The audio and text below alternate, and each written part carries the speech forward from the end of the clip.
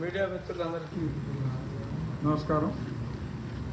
నిన్న మధ్యాహ్నం 1:40 జరిగిన విషాద సంఘటన ఇంకా దేశ ప్రజలందరి మధ్యలో అలాగే ఉంది.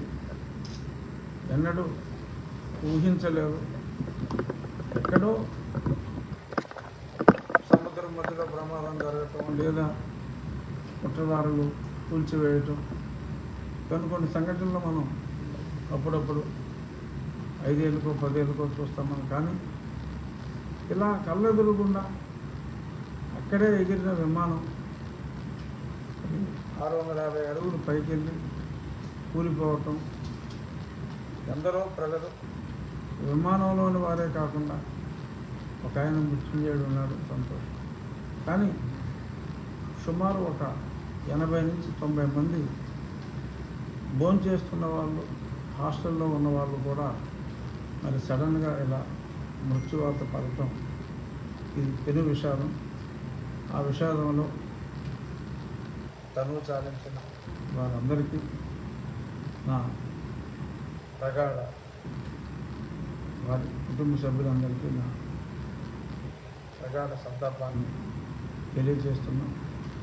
మళ్ళీ ఇటువంటి సంఘటనలు పునరావృతం కాకుండా ఏం చేయాలనే దాని మీద పెద్దలు నరేంద్ర మోడీ గారు కూడా అక్కడే పర్యటిస్తున్నారు. ఈరోజు రియో నుంచి మళ్ళీ BGCA సంబంధిత శాఖలన్నీ కూడా మరింత అప్రమత్తమై రాబోయే రోజుల్లో ఇటువంటి విపత్తులు జరగకుండా చూడాలని, ఇటువంటివి జరగకుండా ఏదైనా మనకు కష్టం వచ్చినప్పుడు భగవంతుని ప్రార్థిస్తాం. ఆ భగవంతుని ఇటువంటి విపత్తులు లేకుండా చూడాలని ప్రార్థిస్తూ మరొక్కసారి ఆ దుర్ఘటనలో మరణించిన వారి కుటుంబ సభ్యులందరికీ సానుభూతి తెలియజేస్తున్నాం. ఇంకా మనం నిన్న మరి వైభవంగా సుపరిపాలన వచ్చి 1 సంవత్సరం పూర్తయిన సందర్భంగా ఉత్సవం చేసుకుని మరి ఆ తర్వాత నియోజకవర్గాల్లో కూడా మరి కొన్ని కార్యక్రమాలు చేయాలి అని భావించాం. మరి ఆ సంఘటన జరిగినందువల్ల ఆ కార్యక్రమాలని వాయిదా వేయడం జరిగింది. అంచేత ఆ వాయిదా వేసిన క్రమంలో మన నియోజకవర్గానికే రెస్ట్రిక్ట్ అవుతూ మన నియోజకవర్గంలో జరిగిన అభివృద్ధి అంటే చెయ్యాలని ఉన్నది ఏమిటి, నేను ఎన్నికల సమయంలో చేస్తానన్నవి కొన్ని ఉన్నాయి, చేసినవి చేస్తానన్నవి కన్నా కొంచెం ఉన్న చేయబోతున్నవి ఏమిటి అనే దాని మీద మనం చర్చ పెట్టుకున్నాం. రేపు ముఖ్యమంత్రి గారు ఆయన విజయవాడలో పెద్ద సభ అయిన తరువాత ఆ ఉత్సవాలు ఏం చేస్తారనేది అప్పుడు రాష్ట్రంలో ఉన్న సుపరిపాలన గురించి మరి ప్రజలందరికీ తెలిసేలాగా మాట్లాడుకుందాం. ఇప్పుడు కేవలం 1 సంవత్సరం ఒక ఎమ్మెల్యేగా నాకు పూర్తయిన సందర్భంగా ఇక్కడ జరగవలసిన వాటి గురించి, క్లుప్తంగా జరిగిన వాటి గురించే మనం రెస్ట్రిక్ట్ చేసుకున్నాం. మీ అందరికీ తెలిసిందే, జూన్ 4వ తారీఖు మనకి ఎన్నికల ఫలితాలు వచ్చినాయి. ఆ తర్వాత 12వ తారీఖు లాస్ట్ ఇయర్ ముఖ్యమంత్రి ఆయన మంత్రివర్గం ప్రమాణ స్వీకారాలు చేశారు. ఆ చేసిన వెంటనే 13వ తారీఖు నుంచి నా ప్రణాళిక ఒక ఎమ్మెల్యేగా ఏం చేయాలి ఈ నియోజకవర్గానికి అనే దాని మీద మరి అసెంబ్లీలో జూన్ 19 అనుకుంటా ఎమ్మెల్యేగా ప్రమాణ స్వీకారం చేసింది. మరి ఆ 13వ తారీఖే నేను అప్పటి కలెక్టర్ సుమిత్ని మీట్ అయ్యి ఆయన ఇంటి దగ్గర ఒక కార్యాచరణ, నేను ఎన్నికల్లో సాగునీరు డ్రైనేజ్ వ్యవస్థ మెరుగుపరుస్తానని చెప్పాను. మరి దీనికి ఎలా చేయాలి, మనం ముందుకెళ్ళాలి, నేను మొదలు పెట్టాలి అంటే మరి ఆయన అప్పుడు ఖజానా ఖాళీ చేయడానికి నిధులు ఏవి లేవండి. బాగా ఇవ్వగలిగితే ఒక 10 లక్షల రూపాయలు ఇవ్వగలమేమో, అంతకు మించి నిధులు ఏమి లేవు అని చెప్తే ఓకే నో ప్రాబ్లం. అప్పటికప్పుడు ఒక ఆలోచన వచ్చి నేను నాతో పాటు పెద్దనరసం కూడా వచ్చారు, ఆయన కూడా తీసుకెళ్ళాం. ఒక ఆలోచన వచ్చి మీరు ఇవ్వక్కర్లేదు, మీరు కావాలి గవర్నమెంట్ పార్టిసిపేషన్ ఉండాలి అంటే సరే మీరన్నా 10 లక్షలు సపరేట్ అకౌంట్ పెడదాం, నేను నా వంతు కావచ్చు నా స్నేహితుల దగ్గర నుంచి సబ్సిక్వెంట్గా ప్రజలను కూడా ఇన్వాల్వ్ చేసే ప్రయత్నం చేస్తాను.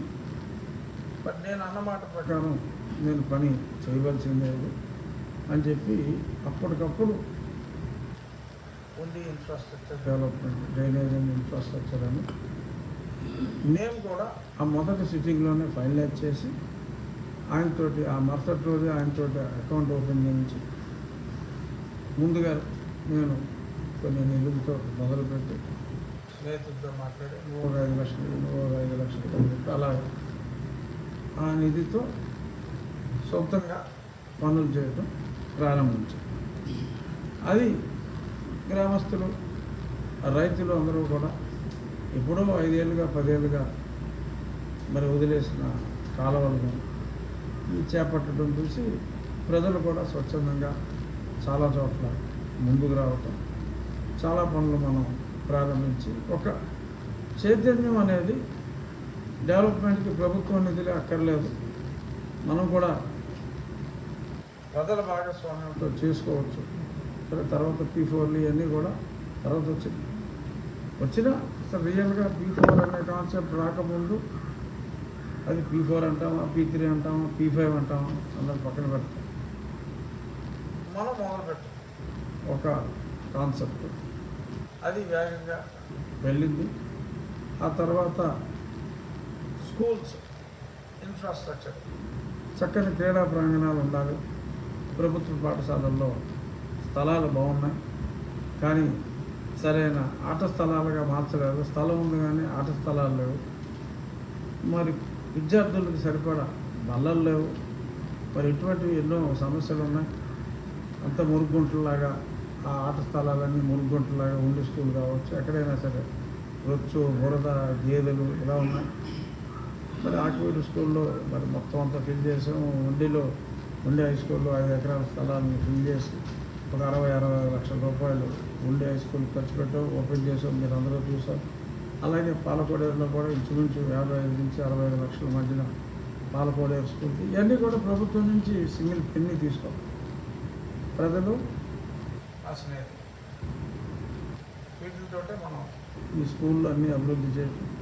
అలాగే సుమారు 1500 నుంచి 1700 బెంచులు, ఇంకా మాకు బెంచులు అక్కర్లేదనేదాకా మాకున్న విద్యార్థులకి బెంచులు చాలు అని హెడ్ మాస్టర్లు చెప్పేదాకా ఇన్ని స్కూళ్ళకి కూడా బెంచెస్ అన్నీ కూడా ప్రొవైడ్ చేయటం, ఆ బేసిక్ ఇన్ఫ్రాస్ట్రక్చర్ ఇవన్నీ కూడా క్రియేట్ చేసాం. ఇంకొక ఇది మన ఇది మన హాస్టల్స్ కాదు ఈ హాస్టల్స్ మన సోషల్ వెల్ఫేర్ హాస్టల్స్ అన్నీ కూడా కరెక్ట్ గారు వాటి పరిస్థితి బాగోలేదు అంటే మరి సోషల్ వెల్ఫేర్ ఒక 4 హాస్టల్స్ని మనం అన్ని విధాల టాయిలెట్స్, బేసిక్ ఇన్ఫ్రాస్ట్రక్చర్ వాళ్ళందరికీ సుమారు ఒక 250 మందితో 350 మందితో మంచాలు దుప్పట్లు, పరుపులు, ఫ్యాన్లు వాళ్ళకి చాలా దుర్భరంగా ఉన్నాయి హాస్టల్స్ నిర్వహణ. అవన్నీ కూడా దాతల సహకారంతోనే మొదలుపెట్టాం. డ్రింకింగ్ వాటర్ అనేది పెద్ద సమస్యగా ఉంది. మరి ఎవరో కూడా ఊహించలే డ్రింకింగ్ వాటర్ సమస్యకి ఇంత త్వరితంగా పరిష్కారం జరుగుతుందని.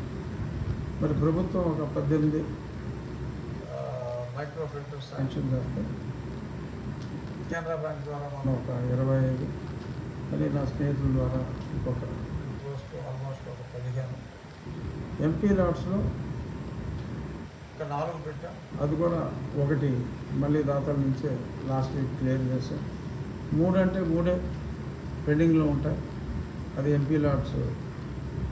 నా గతంలో నా ఎంపీ లాట్స్లోనే పక్కన ఉన్నవి సుమారు అప్పుడు గత కలెక్టర్ జగన్మోహన్ రెడ్డి ప్రోద్బలంతో ఇచ్చినవి చాలా ఆపేసి ఫండ్స్ యూటిలైజేషన్ అవ్వకుండా చేశారు. అది ఇప్పుడు కొత్త ఎంపీగా ఎన్నికైన వరం గారి ఖాతాలోకి వెళ్తాయి. వరం గారికి కూడా నేను చెప్పడం జరిగింది.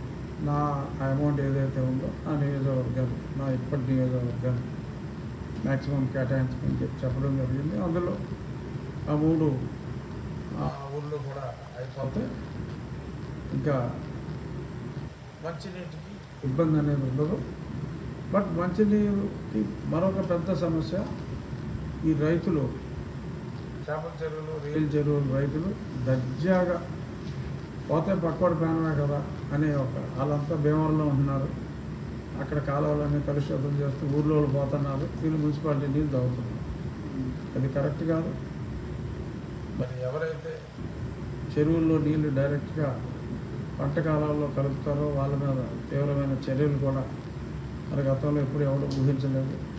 ఆ చర్యలు కూడా చట్ట ప్రకారం ప్రజల ఆరోగ్యంతో ఆడుకోవటం అనేది చాలా తప్పు అనే దీంతో ఆ కలిపిన వాళ్ళని మీడియా మిత్రులే 4 పట్టించారు. వారికి మరి తగు విధంగా మరి చేయవలసింది చేసి మరి దాన్ని ఆల్మోస్ట్ అరికట్టే దిశగా వెళ్తున్నాం. స్పెషలిస్ట్ ఆఫీసర్స్ని టీములు వేసి ఎవరికి ప్రొవిజన్ లేదో డ్రైనేజీలో కలపడానికి అవి ఐడెంటిఫై చేయండి. 15 రోజులు సమయం ఇద్దాం. పైప్ లైన్ వేసుకుంటే ఎలా చేద్దాం. పైప్ లైన్ కూడా వేసుకోలేము అంటే ఆ చెరువుల పర్మిషన్ క్యాన్సిల్ చేస్తాం. కొత్త బావచ్చు ఒక 500-600 ఎకరాలు. ప్రజల ఆరోగ్యం ముఖ్యం. ఎంతోమంది చనిపోతున్నారు. క్యాన్సర్లు వచ్చి సడన్గా డయేరియా వచ్చి చనిపోతున్నారు. ఏదో ఒక గ్రామంలోనే మరి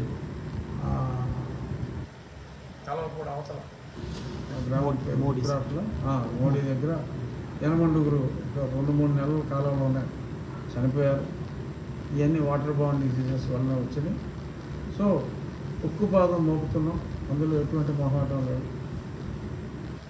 ఎప్పుడైతే కాలంలో ఈ కలుషితాలు ఇవన్నీ ఆగిపోయినాయి. మరి ఇప్పుడు కెనాల్ వదిలినప్పుడు 4 రోజులు సమ్మర్ తర్వాత కెనాల్ వదిలితే చాలా మురుగ్గా ఉండేది. మరి ఇప్పుడు ఎప్పుడూ లేనంత స్వచ్ఛంగా ఉన్నాయి. అందరూ మీరు మీ కళతో చూసిందే, మీడియా మిత్రులు చెప్పిందే. రాబోయే రోజుల్లో ఇది పూర్తిగా అరికట్టి సోర్స్ని ఇంప్రూవ్ చేస్తాం. అలాగే వెంకయ్య వేయరు గతంలో 17 సంవత్సరాల క్రితం ఆగిపోయిన ప్రాజెక్టు అప్పట్లోనే ఒక 15-16 కోట్లు ఖర్చు పెట్టి వదిలేశారు. దాన్ని మళ్ళీ ఒక 6 నెలల్లోనే చేయాలనుకున్నాం, కానీ ఇంచుమించు అప్పుడే మొదలుపెట్టాం. అది కూడా ఈ మొన్న ట్రయల్ ఆల్మోస్ట్ విజయవంతంగా ముగిసింది. ఇంకొక 4 నుంచి 5 రోజుల్లో ఫైనల్ కూడా కంప్లీట్ అవుతుంది అనుకుంటున్నాం. సో దాంతో వెంకయ్య వేయరు కాలువ నీటిని వాడుకునే హ్యాబిటేషన్స్ అన్నీ అంటే సుమారు 40 హ్యాబిటేషన్స్. గ్రామాల వరకు అయితే ఒక 20-22 అవ్వచ్చు. హ్యాబిటేషన్ ఒక గ్రామంలో కొంచెం హ్యాబిటేషన్ ఎక్కువ ఉంటాయి. సరిహద్దు గ్రామాలు ఒకే పంచాయతీలో ఉన్నాయంట. అన్నీ కలిపితే ఒక 40 నుంచి 45 గ్రామాల వరకు డైరెక్ట్గా మనకి పరిమళ నుంచి వాటర్ పైప్ లైన్ ద్వారా వస్తుంది. ఈ కంటామినేషన్లో బాధ ఉండదు. అయినప్పటికీ కూడా ఆ పైప్ లైన్కి ఎప్పుడైనా ఇబ్బంది రావచ్చు. ఒక్క నీటి బొట్టు కూడా చెరువుల నుంచి ఇందులోకి రావడానికి వీల్లేదు. ఈ క్రమంలో చాలా కాలువ గట్లు, డ్రైనేజ్ గట్లు పెద్దలంటే పరిమాణం చేపల చెరువులోళ్ళు, రైలు చెరువులోళ్ళు ఆక్రమించుకున్నారు వాళ్ళ సొంత భూముల్లాగా. గట్ల మీద గొడవలు కట్టుకున్నారు, గట్ల మీద ట్రాన్స్ఫార్మర్లు వేశారు. వాళ్ళు గట్ల మీద గొడవలు కట్టుకుంటే నాకేంటి నష్టం అని చెప్పి అనుమానం మీకు రావచ్చు, ప్రజలకు రావచ్చు. నేను నివృత్తి చేసేది ఏంటంటే కాలువ రిపేర్ చేయాలన్నా, డ్రైనేజ్ రిపేర్ చేయాలన్నా ఆ గట్టు మీద నుంచి బుల్డోజర్ ఆర్ పొక్లైనర్ మూమెంట్ ఉండాలి. ఎప్పుడో కాటన్ గారు మినిమం 20 అడుగులు, చాలా చోట్ల 30 అడుగులు కాలువ గట్లు పక్కన ఇటువంటి ఎక్విప్మెంట్ లేని రోజుల్లోనే ఆయన దాన్ని వదలటం జరిగింది. ఇప్పుడు మాన్యువల్గా ఏదైనా చేయాలన్నా, లేదంటే పంట పెట్టి నీళ్ళల్లోకి వెళ్ళి చేయాలన్నా అయ్యి కాస్ట్ది. పక్కన బుల్డోజర్ పెట్టుకుని కాలువ పక్కన తీసిన దానికి రూపాయి అయితే దీనికి 25 MP అవుతుంది. ఇది ప్రజల సొమ్ము. ఎవరు పడతాడు ఆక్రమించదొద్దు. ప్రజల సొమ్ముని ఖర్చు పెట్టాలంటే ప్రభుత్వం దగ్గర డబ్బులు లేవు, అంతంత మాత్రంగా నిధులేస్తున్నారు.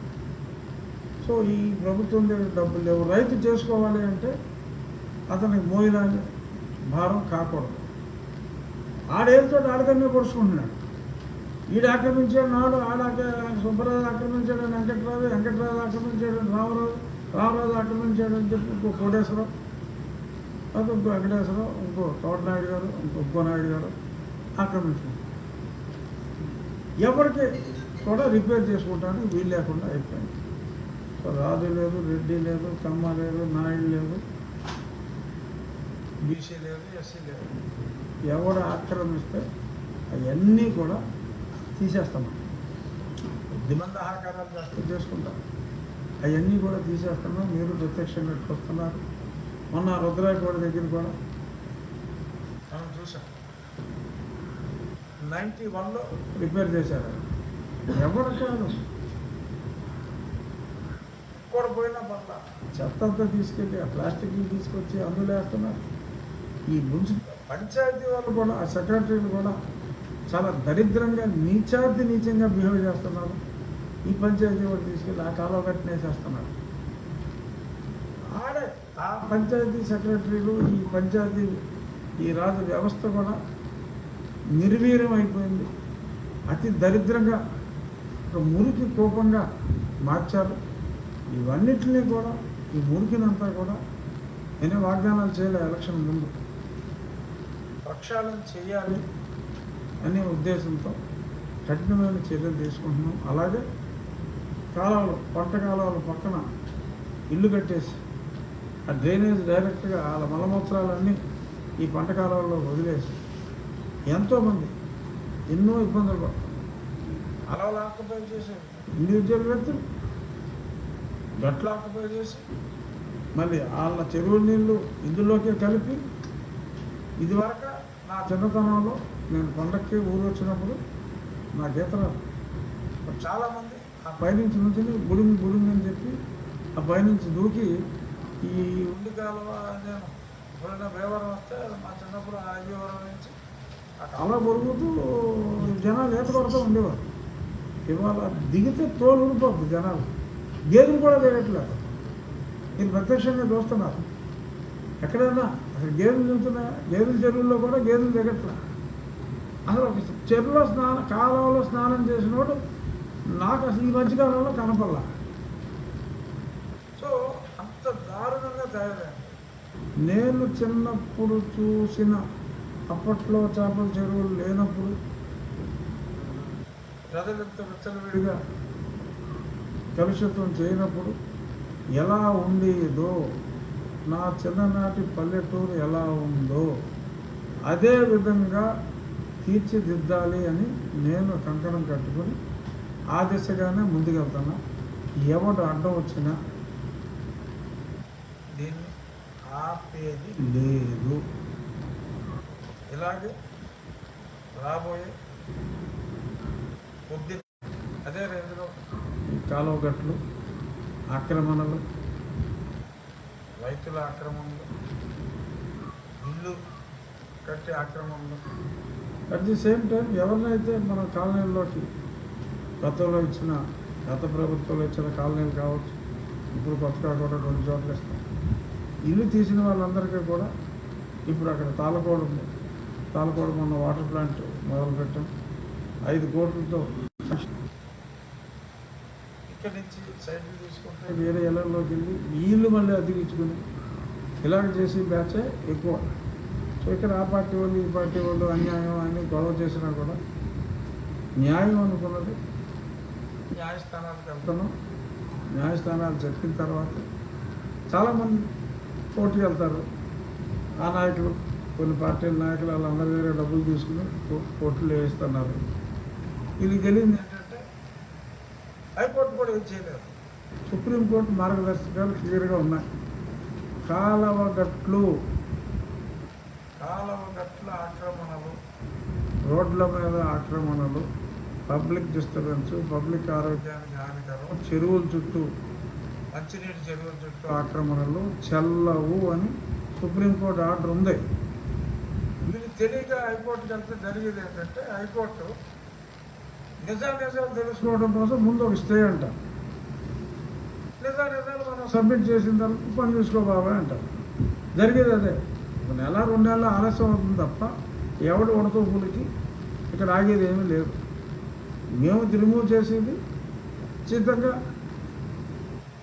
పంటకాలం గట్ల మీద ఉండి డ్రైనేజ్ అందులోకి పెడతా ఉంటే ఎట్టి పరిస్థితుల్లోనూ ప్రజల ఆరోగ్యం టాప్ ప్రయారిటీ. నాకు కలిసి వచ్చేది ఏంటమ్మా, ఇప్పుడు నేను వాళ్ళు ఉంటాను 5 ఏళ్ళ తర్వాత ఈ పోస్టులో ఉండదు, ఇంకో పోస్టులో ఉండదు, అసలు ఇక్కడ లేకపోవచ్చు. నాకు కలిసి వచ్చేది ఏంటి, ఇప్పుడు ఎవరన్నా తీసేస్తారు. దాని వలన ప్రజలు అనారోగ్యం పాలవుతున్నారు, చనిపోతున్నారు. ఒక కుటుంబంలో ఒక వ్యక్తి చనిపోతే ఆ కుటుంబం ఇంపాక్ట్ ఈ చేపల చెరువులు నీళ్ళు వదిలేసినోడికి ఉంటుందా? ఆ బాధ్యత ఎవరు తీసుకోవాలి? ఒక ప్రజాప్రతినిధిగా నేను తీసుకుంటున్నా ఆ బాధ్యత. నేను తీసుకున్న బాధ్యతల నిర్వహణలో నాకు ఎవరి అడ్డం వచ్చినా ఆడు ఏ స్థాయి వ్యక్తి అయినా నేను ఉపేక్షించేది లేదు. నా పనులు నేను చిత్తశుద్ధితో చేసే పనులకి ఎవరు అడ్డం వచ్చినా నేను గ్రహించను, న్యాయబద్ధంగానే వెళ్తాను. ఓకే, కోర్టుకు వెళ్ళాము, వాళ్ళకు 10,000 20,000 క్షవరం, అంతకంటే వచ్చే నష్టం లేదు. మనకు గవర్నమెంట్ పెట్టడం ఉంటారు, నాకు అయ్యే ఖర్చు లేదు. ఈరోజు ఇంకో దగ్గర రిమూవ్ చేస్తాం, రేపు కోర్టులు ఓపెన్ అవుతాయి. ఏదో కొత్త ఏదో ఆపరేషన్ చెప్పి కొంతమంది చిల్లర నా కొడుకులు నేను ఆపరేషన్ అన్నాడు. ఏమైంది? రవిగడ్డ నువ్వేమాడు 2 రోజుల ముందు కొట్టించేసేలా చేస్తాడు. అదంతే చేసేది ఏమన్నా. సో ఎలాంటి చిల్లర నా కొడుకులు ఏమన్నా sorry to use the word but they deserve. So ఇక్కడ ఈ అసిధార వ్రతం ఆగేది లేదు. ఈ విషయంలో మీడియా సపోర్ట్ని నేను మనస్ఫూర్తిగా అభినందిస్తున్నాను. ఆ కాలంలో వదిలే వాళ్ళని పట్టుకోమంటే నలుగురిని పట్టుకున్నారు, కానీ ఇంకా చాలామంది ఉంటారు. ఇంకా మీరు డాక్టర్లతో చూడాలి. ఏ సమస్య ఉన్నా మీడియా చాలా, నేను రోజు పొద్దున్నే పేపర్లో చూసి క్రిటిసిజం కోసం చూస్తాను. ఇదిగో అక్కడ పలానా ఊళ్ళో ఎవడో ఆక్రమించాడు, ఇవాళ పొద్దున్న పేపర్లో చూశాను. ఆకువీళ్ళలో ఎవడో ప్రభుత్వ స్థలాన్ని ఆ సమతా నగర్ దగ్గర కప్పేసాడు అని వెంటనే తీసుకెళ్ళి చదివేస్తాం. ప్రభుత్వ స్థలం తీసేసుకుంటాం అంటే ఆడేదో సొంత పర్పస్ కోసం ఏదో చేసుకుంటున్నట్టున్నారు. నిన్న మరి పవన్ కళ్యాణ్ గారు ఒక చక్కటి మనం ఏదైతే చేస్తున్నామో మన ఆలోచనకి దగ్గరగా నేనేం చేసినా ఇండివిజువల్ కాబట్టి ఒక ఎమ్మెల్యేగా నా నియోజకవర్గానికి చేయగలను. అదే ఏ చంద్రబాబు నాయుడు గారు లేకపోతే ఇంకో మంత్రులు పవన్ కళ్యాణ్ గారు పంచాయతీరాజ్ శాఖ మంత్రి. సో ఆయన ఏం చెప్పాడు పవన్ కళ్యాణ్, ఎక్కడైనా చిన్న చిన్న ప్రభుత్వ స్థలాలు పంచాయతీల్లో ఉంటాయి. వాటిని చిన్న పార్క్ అయినా పర్వాలేదు, చిన్న పార్క్ డెవలప్ చేయండి. వాళ్ళు చేసేది డంపింగ్ యార్డ్లో ఒక మంచి పార్కే చేస్తున్నారు. మన శంకుస్థాపన చేసింది అది ఇవాళ ఇక్కడ కూడా కాంట్రాక్టర్లు రమ్మన్నా వాళ్ళకి హ్యాండ్ ఓవర్ చేస్తున్నాం. 3-4 రోజుల్లోనే పనులు ప్రారంభం అవుతాయి. డిజైనర్స్ అందరినీ పెట్టుకుని నేను సోమవారం హైదరాబాద్లో మీటింగ్ పెట్టి డ్రాయింగ్ అన్నీ కూడా ఫైనలైజ్ చేసి వాళ్ళ కాంట్రాక్టర్స్ అందరినీ ఏది నో ప్రాఫిట్ నో లాస్లో చేయాలి. కాంట్రాక్ట్ అన్నీ ఓపెన్ ట్రాన్స్పరెంట్గా మామూలుగా ₹1 కోటి రూపాయలు మినిమం అవుతుంది. సరే ప్రభుత్వం చేస్తే 2 కోట్లు అవుతుంది, వేరే విషయం. ప్రతి పైసా అక్కడ ఊరోళ్ళు పెట్టి రెస్పాన్సిబుల్గా మీరే పర్యవేక్షించుకోండి. నేను ఇదిగో ఇస్తున్నాను మీరు నో ప్రాఫిట్ నో లాస్లో చేయటానికి నా గురించి వాళ్ళు అది చేతికి మట్టి అవ్వకుండా కాస్ట్ చేసి పెడతారు అని చెప్పి 2 open air theatres with garden walking facility అలాగే నేను తెప్పించి కొన్ని కూడల్లో పెడతాను. ఈ ఫారెస్ట్ వాళ్ళు ఇచ్చేదాన్ని అయితే చిన్న మొక్కలు ఇస్తారు, మొక్కలు అయిపోయినాయి అంటున్నారు. అది చేసేదే ఏమీ లేదు. ఓపెన్గా చెప్తాం, ఇక్కడ నోట్ ఇద్దాం. ఎప్పుడు మొక్కలు అడిగినా అది ఇచ్చింది కదా, అయితే ఇక్కడలో తీసుకొచ్చేస్తారు. మొన్న అడిగితే ఇక్కడ వెస్ట్ గోదావరిలో సోషల్ ఫారెస్ట్ పెంచడానికి మాకు అసలు స్థలం లేదు సార్, ఎక్కడి నుంచో తీసుకురావాలి అంటున్నారు. పంచాయతీ ఇవన్నీ అయ్యి పని కాదు. కడిగలు బ్రహ్మాండమైన మొక్కలు ఉన్నాయి. ఏదో అయితే ఒక 20 లక్షలు 10 లక్షలు అవుతుంది, అంతకుమించి అందరూ ఆ మొక్కలు తీసుకొచ్చి ఎక్కడ స్థలం ఉన్నా అక్కడ చిన్న చిన్న పార్కులు, ఊర్లో ముసలాళ్ళు ఉంటారు, వాళ్ళు వెళ్ళి కూర్చుంటారు. అట్ ది సేమ్ టైం మనం సీసీ కెమెరాలు ఇవన్నీ పెట్టేస్తున్నాం. ఎవడైనా ఇక్కడ ఈవ్ టీజింగ్ లాంటి లేదు గంజాయిలు తాగడానికి లేదా తాగేసి సీసాలు ఎసరడానికి వీళ్ళందరూ దొరికేస్తారు, తక్కువ దొరికేస్తారు. కెమెరాలు ఎక్కడికి వెళ్ళలేదు. ఇంకెక్కడైనా మారుమూల కూర్చుని ఏదైనా గంజాయిలు కొట్టినా డ్రోన్ కూడా పెట్టి దొరికేస్తారు. మీరు కూడా అప్పచెప్పండి. ఊరికే మీరు పని చేయించుకోండి, ప్రతిదానికి రివార్డ్ ఇచ్చేస్తారు. ఎందుకంటే సొసైటీ బాగుపడాలంటే కొన్ని చర్యలు తప్పవు. ఫ్రీగా చేయించుకోండి. రివార్డ్ అంటే గౌరవ రివార్డ్ అన్నమాట. మమ్మల్ని అభినందిస్తూ రివార్డ్ ఉంటుంది. సొసైటీ బాగోవాలి, మన ఎన్విరాన్మెంట్ బాగోవాలి, క్రైమ్ రేట్ ఉండకూడదు అంటే నేను కనీసం 4 రోజులు ఇక్కడే ఉంటున్నాను. వీడు ఇక్కడ ఉండడు అని చెప్పి 50 ఏడుపులు ఏడ్చాడు. ఇప్పుడు వీడు ఇక్కడే ఉంటాడు ఏంటంటే అడుగుతున్నా. అది సో ఇక్కడే ఉంటా. ఏమైనా ఉంటే చెప్పండి. ఈ చేపల చెరువుల విషయం కానీ అలాగే ఎక్కడైనా సరే ఇప్పుడు అనుమతులు లేకుండా లేఅవుట్కి అనుమతి లేకుండా మరి చాలా చోట్ల కడుతున్నారు. అన్ని కుదిరిన చోటల్లో బోర్డులు పెట్టించారు. 14% అంటే మినిమం రోడ్లు ఉండాలి. 30 అడుగులు అయితే ఉండాల్సిందే. ఆ 30 అడుగుల రోడ్లు ముందు లేకపోయినా 30 అడుగుల రోడ్లు క్రియేట్ చేసుకుని మరి ఓపెన్ ప్లేస్ ఇవ్వని దగ్గర మరి 14% ప్రభుత్వ రేటు ఎలాగో తక్కువ ఉంటుంది రియల్ రేట్.